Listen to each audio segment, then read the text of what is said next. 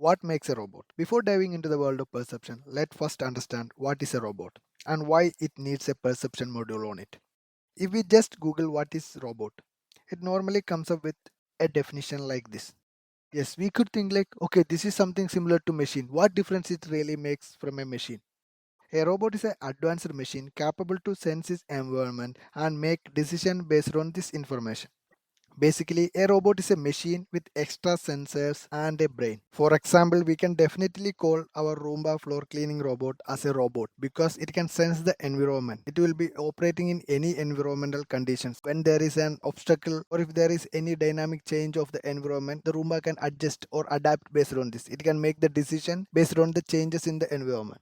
But here in case of our washing machine or mixer grinder, these kind of devices, they are machines. They are made for a single purpose. They will be turning on, turning off based on the user commands. It will be doing one exact operation. It cannot change its behavior based on the environmental factors or its conditions. It is not making any different decision. So these are machines.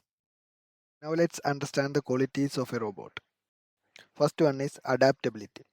A robot should be able to adjust its behavior based on the changes in the environment. Changes like there is a new obstacle added to its surrounding, or the lighting changes, or the terrain changes, or any other condition changes. The robot should adapt to these changes. And it should be collecting information about its surrounding by using sensors. And it should use this data collected from the sensors in a meaningful way to understand its surrounding, and it should make a decision based on the changes in the environment or based on the goal. Next is actuation. That means an action. It should make a physical action based on the decision. Next is feedback and control. That means the robot should be working in a closed feedback loop. It should continuously monitor its action and correct the errors. Now we understood the qualities of a robot.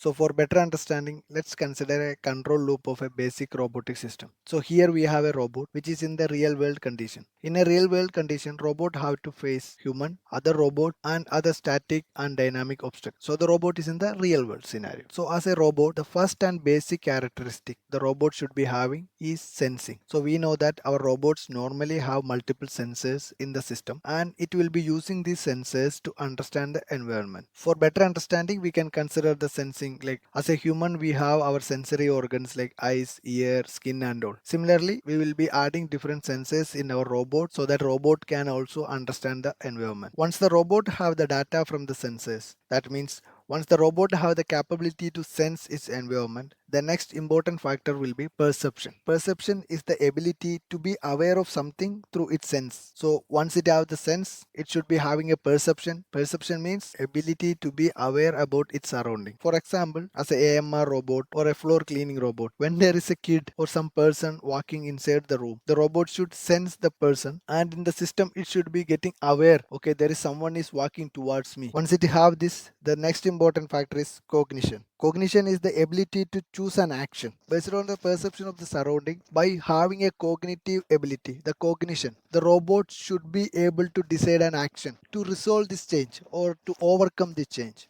So basically cognition means the ability to make a decision based on the perceived information.